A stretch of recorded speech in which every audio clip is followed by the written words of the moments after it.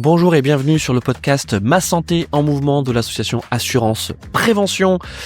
Pour ce nouvel épisode, je suis avec David Thivel, qui est le co-directeur de la chaire Santé en Mouvement de la Fondation Université Clermont-Auvergne, qui est soutenu par Assurance Prévention et qui est partenaire de cette initiative Ma Santé en Mouvement. Bonjour David.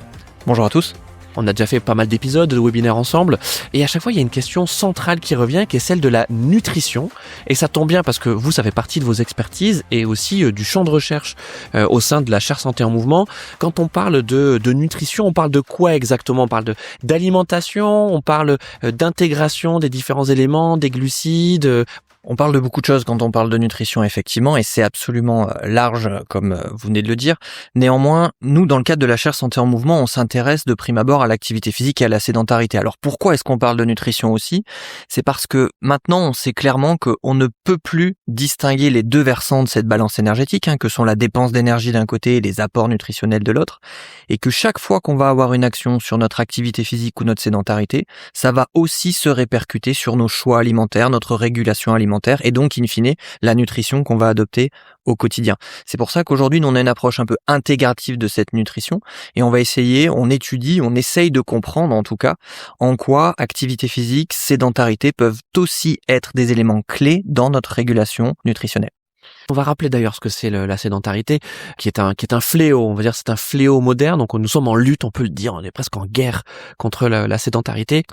Oui, alors la sédentarité, souvent on confond ça avec l'inactivité physique, et on l'a dit à plusieurs reprises ensemble dans d'autres interventions. L'inactivité physique, c'est le fait de ne pas atteindre les recommandations en activité physique. Néanmoins, la sédentarité, c'est de passer un temps conséquent, j'aime pas trop donner de chiffres, mais plusieurs heures par jour, un temps conséquent dans des positions assises et ou allongées, et ou devant un écran. Donc c'est en gros le temps de trajet dans le bus ou le métro si on a une place assise, c'est quand on est au travail, le temps passé à table, etc. Le temps le soir devant sa télé. C'est tout ce temps-là, la sédentarité, et donc on voit bien qu'aujourd'hui c'est très prégnant au quotidien et dans le quotidien de tout le monde. Hors sommeil, c'est-à-dire que là on parle bien du temps d'éveil, pas pendant qu'on est en train de dormir, parce que pour le coup le fait de dormir allongé pendant la nuit et donc de favoriser son sommeil, ça par contre ça a des effets bénéfiques. Oui, alors pour bien faire le distinguo, on pourrait se rappeler que finalement, quand je dors, mon métabolisme n'est pas sédentaire et inactif. Lui, il est très actif et il est justement en train de capitaliser sur tout ce que j'ai fait de bien pendant la journée pour préparer au mieux la journée du lendemain, que ce soit d'un point de vue fonctionnel, mémoire, hormonal, pour nous mettre dans de bonnes dispositions pour attaquer une nouvelle journée.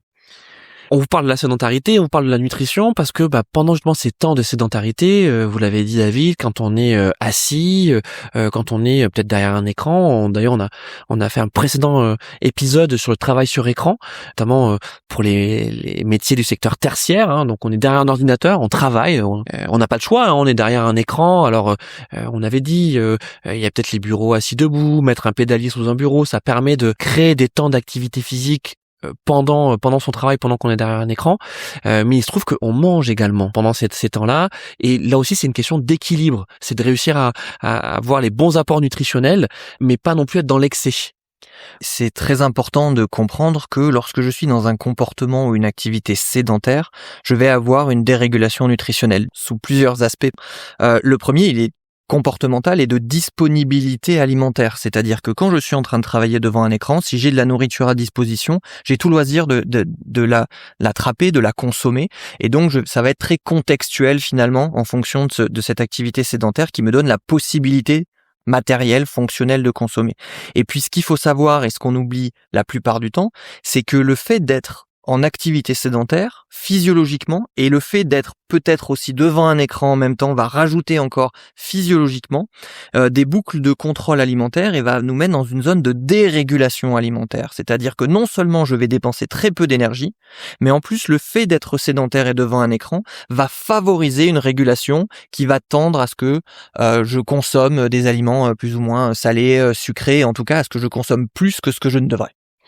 Qu'est-ce que ça veut dire ça, David ? Ça veut dire que quand on est derrière un écran et qu'on a une sensation de faim qui arrive, on a faim, on a envie de manger quelque chose, en fait c'est une dérégulation. On devrait pas avoir faim, c'est ça ? Je dis pas qu'on ne devrait pas avoir faim, je sais pas ce qu'on a fait avant d'être sédentaire, si on a eu un repas ou pas. En tout cas, ce qui est sûr, c'est que adopter des comportements sédentaires ou lorsque l'on passe beaucoup de temps assis, on va avoir l'impression d'avoir faim. Et il faut toujours, nous, le conseil qu'on peut donner, c'est attendez un peu. Essayez vraiment d'identifier si vous avez vraiment faim ou si vous êtes en train d'identifier une sensation qui est plutôt une attractivité alimentaire. On a envie d'un aliment plus que l'on en a besoin. Et souvent, on a cette sensation de faim qui est déconnectée avec notre besoin alimentaire quand on est devant un écran ou quand on a été assis depuis longtemps. Et on le voit très bien quand on va au cinéma à n'importe quelle heure de la journée, qu'on ait pris un repas ou pas avant, contextuellement, on va potentiellement avoir un snack, un encas pendant le film. Alors, est-ce qu'on en a réellement besoin ? Ça dépend du moment de la journée, on n'en est pas sûr, mais néanmoins, on a l'impression d'en avoir besoin. Donc, les activités sédentaires vont flouer un peu nos messages. Et de par plein de raisons, qu'elles soient hormonales, on appelle ça, nous, le dialogue entre la périphérie et le centre. C'est-à-dire, quand mon estomac dialogue avec mon cerveau avec des petites hormones et lui dit, tu as besoin de manger ça, il faudrait que tu manges ça. Et c'est là où on a cette sensation de faim qui arrive. Ça, c'est tout à fait homéostatique, comme nous on dit, c'est-à-dire normal, c'est une régulation saine, mais aussi on a la régulation au niveau du cerveau, une régulation plus hédonique, plus neurocognitive. Et quand on passe beaucoup de temps assis devant un écran, on va un petit peu dérégler ces messagers-là. Et donc on va avoir l'impression d'avoir des besoins et une sensation de faim, alors que ce n'est peut-être pas cohérent avec nos réels besoins. Notre corps, il est fait pour être en mouvement, j'ai envie de dire quasiment perpétuel. On est fait pour courir, pour marcher, pour sauter. Et le fait d'avoir des quotidiens où on est statique, quelque part un peu notre corps il bout, hein, il bout d'être dans cette inactivité. Oui, tout à fait. Alors, dans la chair, on a l'habitude de dire qu'on a créé une société pour laquelle on n'est pas fait aujourd'hui, au moins d'un point de vue physiologique, bien entendu. Et effectivement, on est encore programmé, entre guillemets, si je peux utiliser ce terme, pour normalement marcher ou courir à peu près 20 km par jour. Je pense que c'est pas le cas, effectivement, de tout le monde. Et en ne faisant pas cette activité physique pour laquelle nous sommes programmés, on envoie un signal à notre cerveau qui régule tout en lui disant, finalement, regarde, tu n'en as pas besoin et si tu le fais pas, tu n'es pas en péril. Et on va avoir la même conséquence de l'autre côté d'un point de vue nutritionnel. Il va se dire, finalement, si j'ai une alimentation bien au-delà de mes besoins, je ne vais pas non plus me mettre en péril et donc on rentre dans cette dérégulation de notre balance énergétique et malheureusement, notre corps s'adapte très bien à ça, mais pas pour le bien-être de et pour la santé. Et notre corps aussi, il aime bien faire des réserves, hein, parce que justement, il veut nous protéger contre des risques à venir. Donc en fait, il dit, je fais ces risques, je fais ces réserves-là au cas où. Mais bon, au cas où, ça peut être beaucoup de choses. Oui, tout à fait. Alors, on est toujours dans le au cas où. Alors, il y a beaucoup d'explications à tout ça, mais moi, j'utilise ce que j'appelle la théorie de l'ours. Je prends souvent l'exemple des athlètes de haut niveau qui font leurs épreuves maximales. Ils vont à l'hôpital et c'est des épreuves où ils finissent oxy, ils sont assis, ils peuvent plus marcher, etc.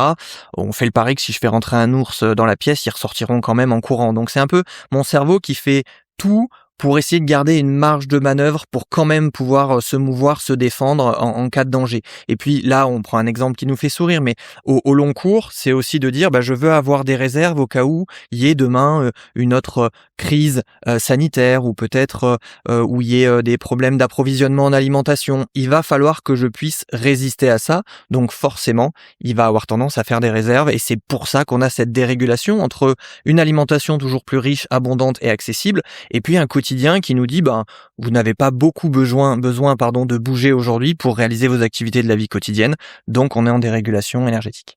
C'est toute la complexité de vos études parce que on est toujours dans une zone, j'ai envie de dire une zone grise entre le conscient et l'inconscient. Il y a ce pourquoi vous avez dit tout à l'heure programmé, mais j'aime bien ce mot parce que c'est ce pourquoi notre corps et notre espèce est programmé, et puis ce sur quoi on peut agir, mais ça nécessite d'en prendre conscience. Oui, je pense que le mot-clé, alors nous, on a beau utiliser, en tout cas étudier beaucoup les aspects physiologiques, homéostatiques, donc tous ces mots un peu compliqués, finalement, à la sortie, on se rend compte que ce qui dirige nos choix, c'est la prise de conscience.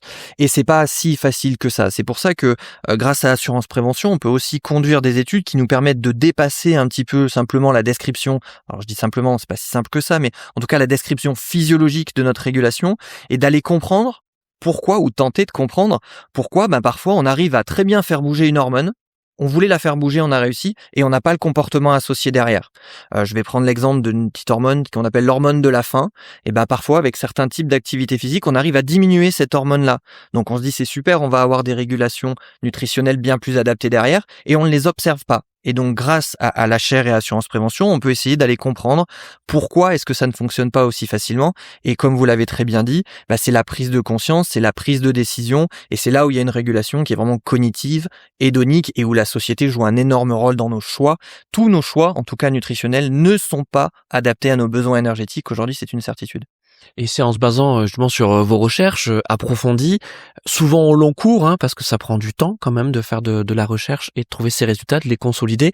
Ça permet d'avoir une influence sur les politiques publiques. Je pense notamment à l'obésité.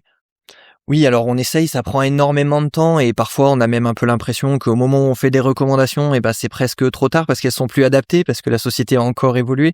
Mais en tout cas, faut pas baisser les bras et l'objectif, c'est effectivement d'aller essayer de trouver quelles sont les meilleures stratégies comportementales par l'activité physique, la nutrition, la réduction de la sédentarité, etc. Les meilleures stratégies aussi éducative pour à la fois faire prendre conscience aux gens de la nécessité de changer leur comportement, mais aussi pour donner les bonnes infos et les bonnes pratiques à la population, parce que tout n'est pas évident. C'est pour ça qu'il y a tout un développement de ce qu'on appelle la littératie, la manière dont on parle aux gens de santé. Et donc oui, c'est aussi une des conséquences de nos travaux, même si nous, il se passe beaucoup en laboratoire avec plein de mesures un peu objectives et un peu pointues.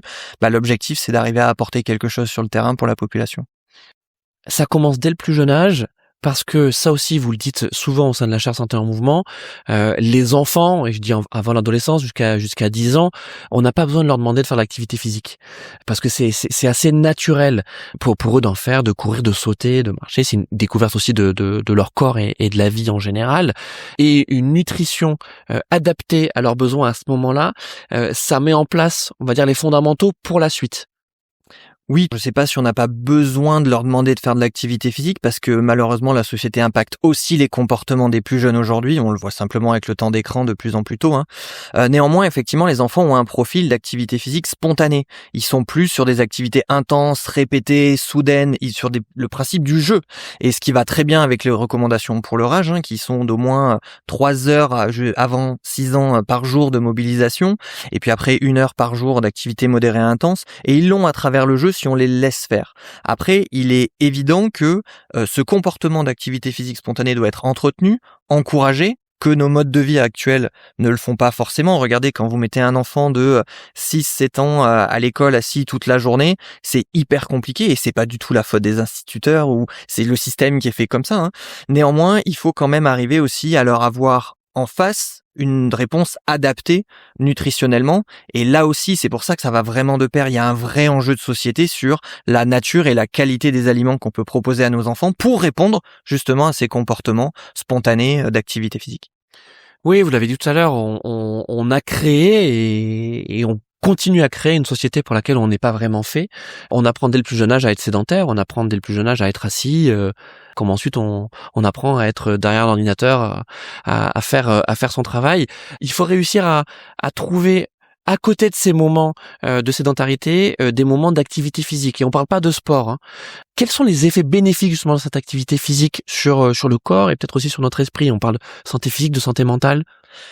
Oui, alors il y a une chose importante dans ce que vous venez de dire, c'est que je suis d'accord sur le principe de trouver en dehors de ces temps de sédentarité des temps d'activité physique qui ne sont pas du sport, c'est la marche, les déplacements, tout ce qui peut nous faire bouger. Par contre, il est aujourd'hui nécessaire de rompre ces temps de sédentarité, c'est-à-dire qu'il y a beaucoup d'études, et notamment des études conduites par la chaire et le professeur Martine Duclos, le docteur Lormès, qui ont très bien montré que on peut mettre en place en entreprise des stratégies de rupture de ces temps de sédentarité qui améliorent significativement la santé physiologique, mentale, sans altérer la tâche réalisée dans le cadre de notre travail. Et ça, c'est relativement important. Donc oui, à la promotion de l'activité physique, mais oui aussi à la rupture de sédentarité qui doit être notre premier objectif aujourd'hui. Et après, pour répondre à votre question, effectivement, on va avoir des bienfaits sur la santé mentale, le bien-être social. On va avoir des effets aussi très bénéfiques sur ce qu'on appelle notre capacité réflexive cognitive, c'est-à-dire qu'on va être beaucoup plus alerte aux informations, beaucoup plus sensible aux messages de santé ou autres, aux interactions sociales. Et ça, c'est quand même important. Mais j'aime à rappeler que la santé, d'après l'OMS, est un état de bien-être physique, sociale et mentale, pas uniquement physique et mentale. C'était l'année évidemment de la santé mentale, mais il faut pas oublier que les interactions sociales sont cruciales là-dedans et que l'activité physique joue un rôle absolument important. Donc je pense qu'aujourd'hui il est plus nécessaire d'aller détailler les bienfaits de l'activité physique. On le sait, Aristote, moins 340 avant Jésus-Christ, le disait déjà. On est en 2026, peut-être qu'il est temps de passer à l'étape du dessus et à généraliser un peu ces comportements. Pour celles et ceux qui nous écoutent, qui peut-être découvriraient cette initiative d'assurance prévention Ma Santé en Mouvement, qu'est-ce qu'on peut leur dire de manière très simple et très pratique? Comment commencer? Le début, c'est la prise de conscience. Je parle même pas de faire le premier pas, je parle de prendre conscience que nous aussi, on a besoin de faire un pas supplémentaire.